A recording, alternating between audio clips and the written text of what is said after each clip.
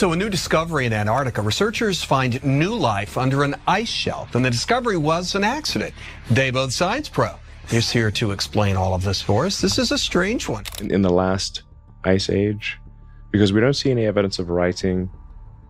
When I say I'm using ice age in the colloquial term, of like when was it very snowy, and where the glaciers came down far, and where summer was short, winter was very long.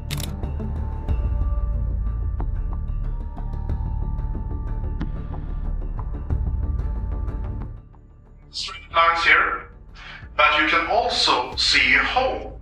I've got 3,200 psi each side. The Earth's oceans are vast and strange, so it's hardly surprising that those who study them have found some rather unusual things. According to past research, this is what we might be most likely to see on any other planet if we ever get the chance to go there. There isn't much life in the depths beneath the Antarctic ice shelves because of the cold and lack of nutrients. However, a recent study made public by Elon Musk casts doubt on this research after it found an animal colony on the seafloor. What did scientists discover down in the ocean's deepest recesses? Why is it making scientists uncomfortable? Join us as we explore what the Navy saw while diving in the Arctic. An alien planet under sea. Antarctica is the coldest continent and also has the most mysteries yet to be solved. Despite its isolation and foreboding climate, there is still a treasure mine of strange and amazing anomalies beneath the ice and seas, just waiting to be uncovered. With the use of submarines, we have access to a hostile environment that helps us comprehend both the present situation as well as the future state of the environment. It is in this cold and mysterious continent that a truly shocking discovery was made that would challenge all science had said was possible. What exactly could this shocking discovery be? Unexpectedly, a team from the British Antarctic Survey, BAS, has found immobile creatures like sponges affixed to a boulder on the seafloor beneath the Filchner-Ronne ice shelf. In an exploratory survey, scientists bore through 900 meters of ice on the shelf in the southeastern Weddell Sea and discovered that these organisms were living in total darkness and minus 2.2 degrees Celsius below the surface of the ice. When you're in the middle of the Filchner-Ronne ice sheet, nothing is easy. Geologist James Smith of the British Antarctic Survey was looking for seafloor sediment that was trapped under a half-mile of ice to research the history of the floating shelf. But the science itself was difficult. He survived over 3 months of sub-zero temperatures, sleeping in a tent and eating dehydrated food, although it was the southern summer, a 5-hour flight from the closest outpost in Antarctica. Before they could finally break through the shelf, Smith and his colleagues had to melt 20 tons of snow to produce 20,000 liters of hot water, which they then poured through a pipe lowered down a borehole. They then lowered a GoPro camera and device to capture the sediment, but the collector returned empty-handed. They gave it another shot, but still, it returned just as empty-handed as before. The instrument's round trips took an hour. Dr. James Smith reported that their goal was to collect a sediment core from beneath the ice shelf. He said they were surprised to encounter a boulder instead and see footage revealing animal life thriving on it. Scientists claim that it is practically impossible for living things to exist and flourish in such harsh environments, with extremely low temperatures, almost no light, and little food. However, these tiny animals have shown them incorrect. Later that evening, Smith watched the video in his tent and noticed a very obvious problem. The video shows a dive through 3,000 feet of bluish-green ice that abruptly ends and gives way to the deep ocean before the sea floor is mostly made of light-colored silt. Smith was searching for something dark that he could see farther down the coast than 1,600 feet. That mysterious object turned out to be a boulder that the camera records as it falls face first into the sediment. The camera quickly makes corrections and sweeps across the rock, revealing something entirely unconnected to the findings of the geologists. Indeed, it was highly improbable that they had discovered life, but they had. It's not like the ocean floor is covered in this kind of trash. It's simply his luck that there was only one sizable boulder in the middle of the largely level seafloor, shaking the science world. This discovery appears to contradict all previous beliefs about what kinds of life may live far beneath the ice shelves, as it is the first record of a hard substrate community, such as a boulder community. According to current theories, the abundance of all species decreases with distance from open water and sunlight beneath ice shelves. Previous research has discovered a few tiny mobile predators and scavengers in these environments, including fish, worms, jellyfish, and krill. However, it was anticipated that filter-feeding species, which are dependent on an above-ground food source, would be among the first to go beneath the ice. Hugh Griffiths, another British Antarctic Survey team member, spotted a sort of film on the rock when he watched the footage from the UK, which was likely a layer of microorganisms known as a microbial mat. Smith is not a biologist, but it is clear to Griffiths that he made the wrong drilling location choice. Dr. Griffiths, a biogeographer and the lead author of the study, explained that their recent discovery of life thriving far beneath a massive ice shelf was unexpected. They hadn't anticipated finding these filter-feeding animals so far from both food and sunlight. He acknowledged the limited knowledge of these ecosystems, highlighting that all existing information comes from a small number of boreholes with cameras lowered through them. This translates to a surveyed area roughly the size of a tennis court, a tiny fraction of the entire under-ice environment. He said that the discovery was a lucky accident that challenged their existing ideas. It revealed how uniquely adapted and special Antarctic marine life is to survive in such a freezing environment. He further explained that the discovery raised many new questions. These included how the organisms reached their location, what they fed on, how long they had been there, and how widespread these life-covered boulders were. He also questioned if these were the same species found outside the ice shelf or entirely new ones. Finally, Dr. Griffiths expressed concern about the potential impact of a collapsing ice shelf on these communities. Wispy filaments that might have been a component of the bacterial mats or even the weird hydroid animal peppered the rock, while stronger cylindrical sponges clutched the surface and other stalking species hanging from the rock. The closest location that could act as a food source is hundreds of miles away. This area would have enough sunshine to support an ecosystem and be in the right position concerning the rock for known currents to feed these organisms. As you get farther away from the open sea and sunlight, all life becomes less abundant. The nearest edge of the shelf where the ice finishes and the open ocean begins is 160 miles from the rocksmith. It is not our place to tell life what to do, but it has no business being here. Current theories on what species could live beneath ice shelves suggest that small mobile scavengers and predators like fishworms, jellyfish, or krill have been found in these settings in earlier investigations. However, it was anticipated that filter-feeding species, which rely on an outside source of food, would be among the first to submerge further. Antarctica, too cold to handle. One of the 7 continents in the southern hemisphere of the world, Antarctica is the 5th largest in terms of total area, making it nearly twice the size of Australia.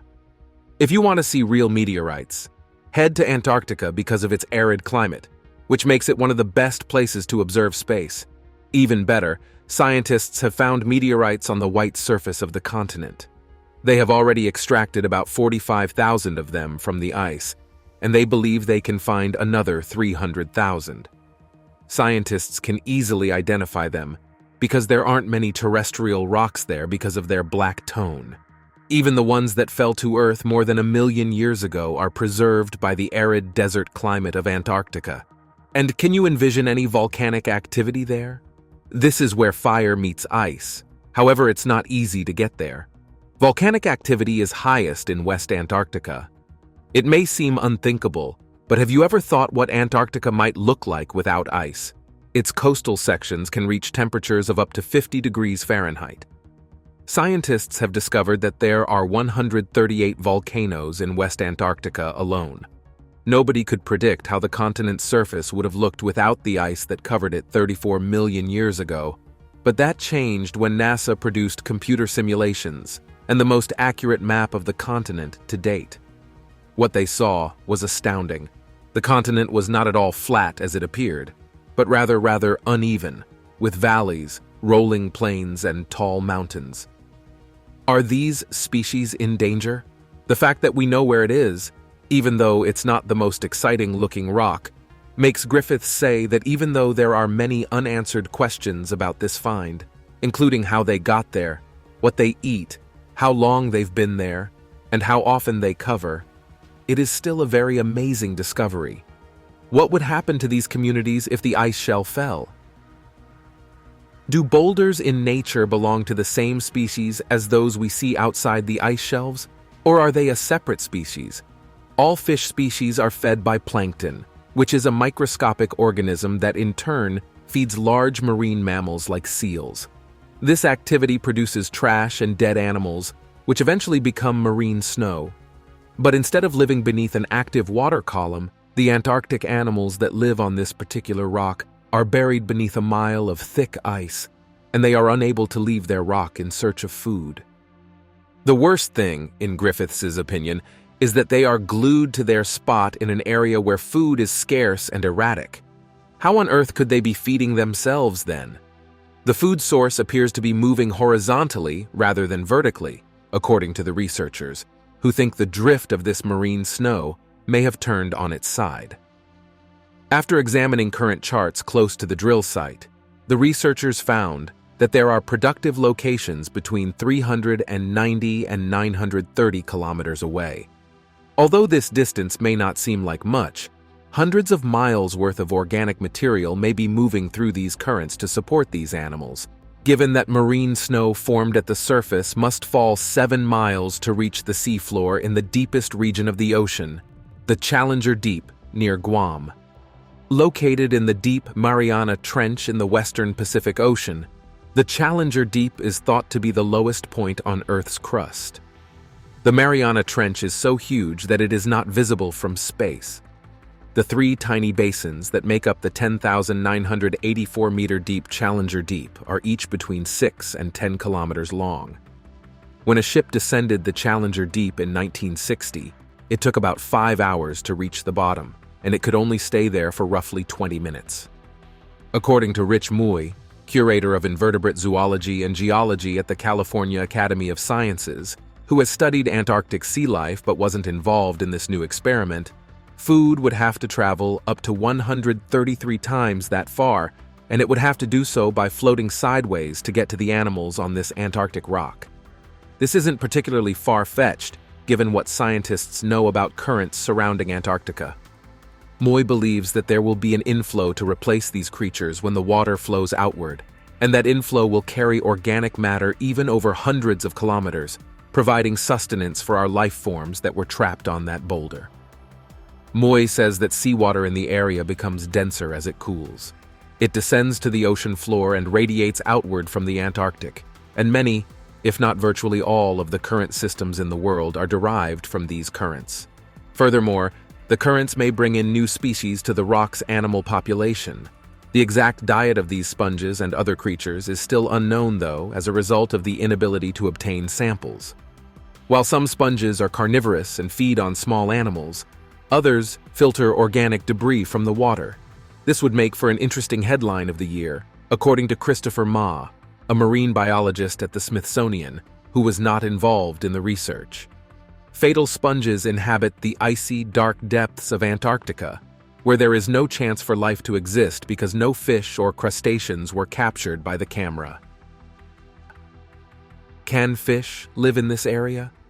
Griffiths and his team are also unsure of whether other roving species, such as fish and crustaceans, also live in the vicinity of the rock, leaving them to wonder if certain animals are vulnerable to predators, if they share nutrients, or if other roving species in any way feed this colony. The only way to address these concerns is to take a different trip. The animals don't seem to be in danger of being buried because it appears that the sedimentation surrounding the rock isn't that heavy, according to Griffiths. The rock is in a fortunate location where there is just enough food coming in, no one appears to be trying to eat it, and the sediment isn't covering it too much. It is also unclear how these immobile animals first came to be. Could it have been something that happened very locally? where they essentially hopped from one local boulder to another? Alternatively, it's possible that their parents were on rock thousands of kilometers away, where a more typical marine ecology begins and the ice shelf ends, and they released their sperm and eggs to float in the currents. The discovery of ripples, which are typically created by currents in the sediment surrounding the rock, supported the idea that food was brought here from a distance. Given the long lifespans of Antarctic sponges, this ecosystem may be extremely old. The rock may have been infused with life long ago, but currents have also added new life to it over the centuries. Griffiths and his colleagues are unable to estimate the age of these animals because they lack specimens.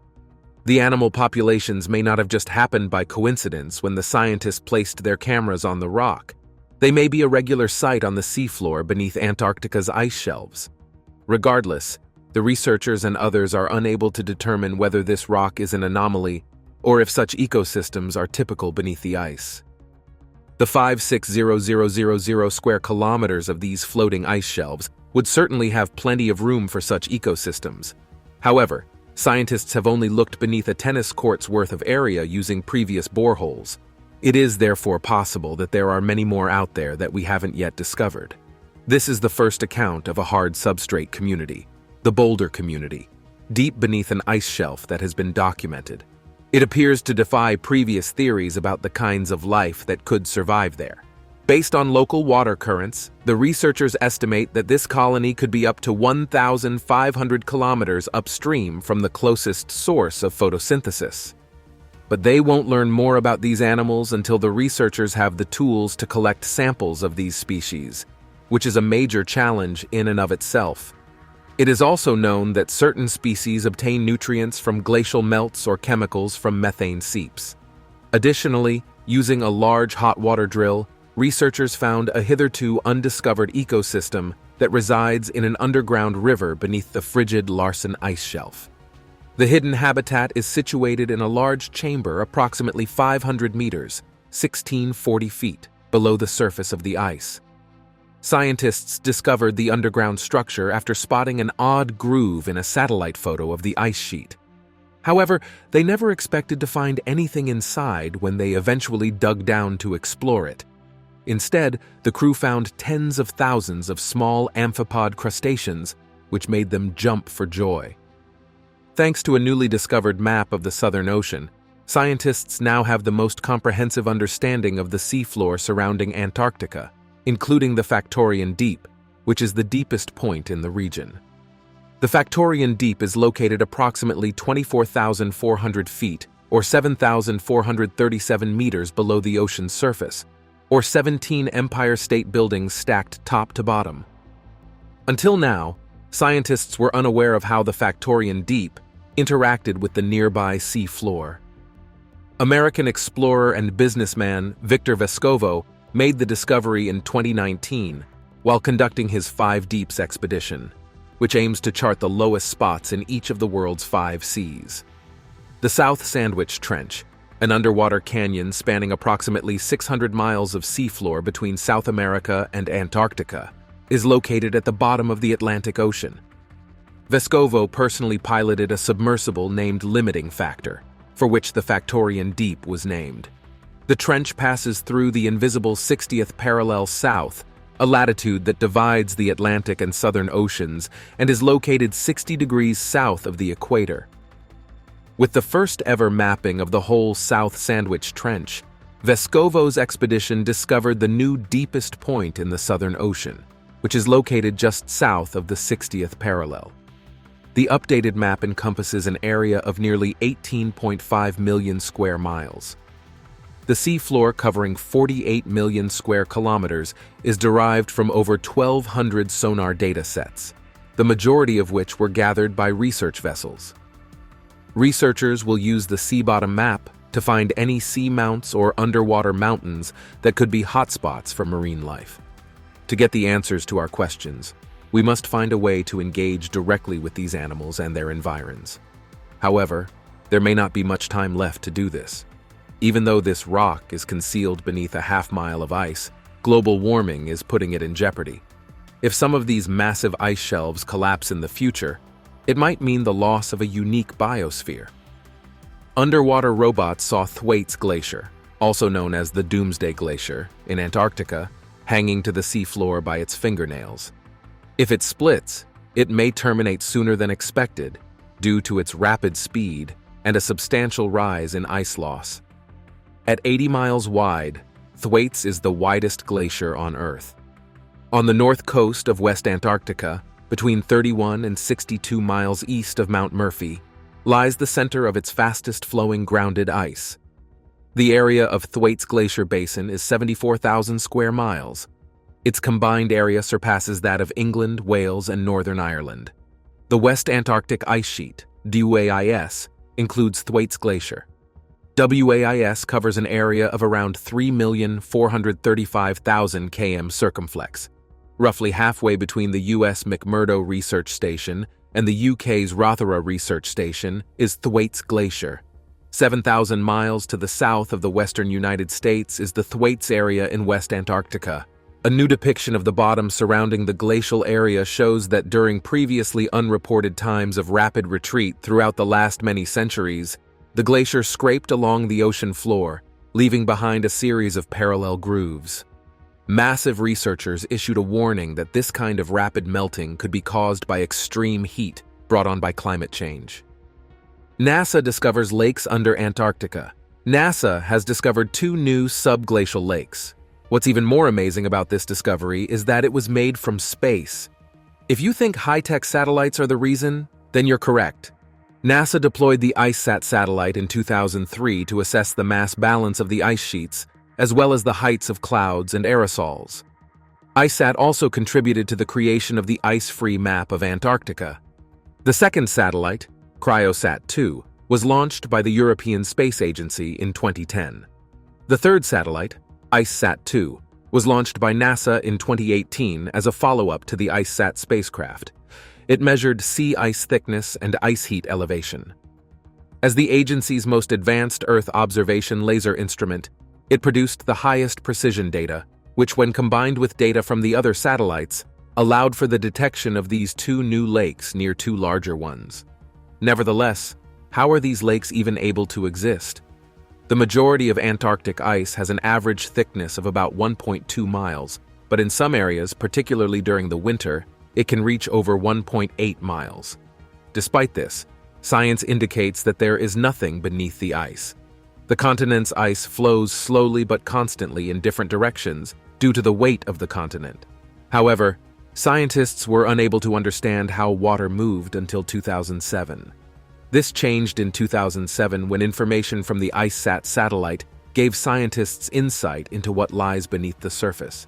They discovered, for the first time, a vast network of meltwater lakes connected beneath Antarctica's swiftly flowing ice streams. There were hundreds of these lakes. The dynamics of these lakes are what led glaciologist Helen Amanda Fricker of Scripps Institution of Oceanography to conclude that the elevation fluctuations observed by IceSat were caused by. They filled and emptied continuously throughout time through a network of rivers, causing the ice above to rise and fall rather than statically holding meltwater. Of course, the ocean naturally drains from them, and it does so quite a bit. Finding the 2 new lakes will help scientists better understand how quickly the Antarctic ice sheet will change as the climate warms, and how this will affect global ocean currents and sea level rise. The filling and draining cycle of the lakes also causes the ice sheet to suffer cracks and crevices, so the information they find from these new lakes will also help them better understand the damage on the surface of the ice. A recent study co-authored by Fricker found that the drainage of one lake flushed as much as 198 billion gallons into the ocean in just 3 days. Additionally, they will be able to determine how this system of filling and draining affects the rate at which ice melts into the oceans and seas, allowing them to determine how the additional fresh water might affect marine ecosystems. This finding might also indicate whether life exists underwater. Amazingly, after drilling through about 3,504 feet of ice, scientists discovered that water samples from one of the lakes had roughly 10,000 bacterial cells per milliliter. This high concentration of bacterial life is encouraging because it suggests that the icy waters may also support higher life forms, such as microanimals, and that one of these new lakes may even serve as their home. The most exciting thing is that the new lakes may help scientists determine whether life on other planets is possible. Scientists think that life on Mars's frozen surface may resemble patterns found in Antarctica's lakes, so there's a chance they may learn important new details about the kind of life that may have existed on the red planet. Even though the lowest temperature on Earth is minus 128 degrees Fahrenheit, you wouldn't want to be there in the winter. The temperature was significantly colder in 2010, negative 135 degrees Fahrenheit. The strong, dry winds could make you feel even colder than you really are. Did you know that Antarctica's ice surface varies in size throughout the year? It is approximately 1.2 million square miles in the summer and grows to 7.3 million square miles in the winter. Despite this variation, Antarctica still has the largest piece of ice on Earth. Apologies, Arctic. Also, are these adorable little penguins considered locals because there isn't a native population there? It's a no man's land since no one nation owns it. But do you know who the true owner is? You can travel to the continent as a visitor for research and fishing. Despite its hard environment and the presence of 5 different kinds of penguins, seals, and killer whales. During the summer, research stations on the continent are home to over 5,000 people. But naturally, when winter approaches, only 1,000 remain. Antarctica might be melting away.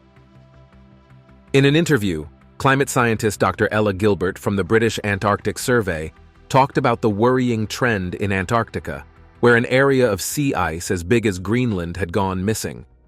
Dr. Gilbert explained that sea ice is a layer of ice floating on the ocean's surface, found around Antarctica and in the Arctic Ocean. This is different from icebergs. It's one of only a few types, maybe around 6. But how much of the ocean is covered by sea ice? Dr. Gilbert acknowledged the complexity of the question. Sea ice coverage depends on location and season.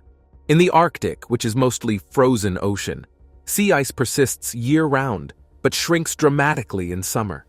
Antarctica, a continent surrounded by ocean, experiences a more dramatic change. Sea ice coverage there increases 6-fold between summer minimum and winter maximum, effectively doubling the continent's size. Overall, winter sea ice in Antarctica can reach 18 million square kilometers, exceeding Russia's area, before shrinking to around 3 million square kilometers in summer. This dramatic change is a natural seasonal process. But why is this cycle of high and low sea ice levels important? Dr. Gilbert explained that sea ice plays a vital role in the climate system. Acting like a mirror, its bright white surface reflects sunlight back into space, keeping Antarctica and the planet cooler. This process mirrors what happens in the Arctic as well. Sea ice acts as a regulator, maintaining temperature stability. It also impacts ocean currents, functioning as a buffer that protects Antarctic land ice from wave action, crucial for preventing sea level rise. Additionally, sea ice creates habitat for charismatic Antarctic animals like penguins and seals, while also supporting vital microorganisms living within the ice. This brings us to the conversation of the previous summer of 2023, when there was much less sea ice than usual. Was this a surprise or a sudden change? Dr. Gilbert explained the situation began even earlier. The Antarctic summer of February 2023 saw record minimum sea ice extent, dipping below 2 million square kilometers for the second time. The previous record of the least sea ice, set in 2022, didn't last long. In 2023, it fell to around 1.78 million square kilometers. Throughout the winter/autumn freeze-up period, ice formation was slow, resulting in a July deficit equivalent to the world's 10th largest country, roughly 2.5 million square kilometers compared to what would normally be expected. In fact, the entire June-August winter season saw a significant deficit in sea ice extent compared to typical seasonal averages. There is a significant difference in sea ice coverage. Dr. Gilbert confirmed it was a substantial chunk missing, considering the average maximum is around 18 million square kilometers. But is this unique to 2023, or is it a long-term trend? Dr. Gilbert explained that 2023 was quite remarkable in the historical context. Until around 2015, there was a puzzling trend of slightly increasing Antarctic sea ice based on observations since 1979. This went against expectations of climate change impacts. However, after 2015, sea ice extent started declining and has remained significantly lower than previous years for the past 7 or 8 years. So, while 2023 is a record low, it falls within this recent period of generally low Antarctic sea ice extent. Before 2015, there was actually a slight increase observed. Don't forget to subscribe to the channel for more videos like this. Like this video and share your thought about this discovery in the comments. Thanks for watching.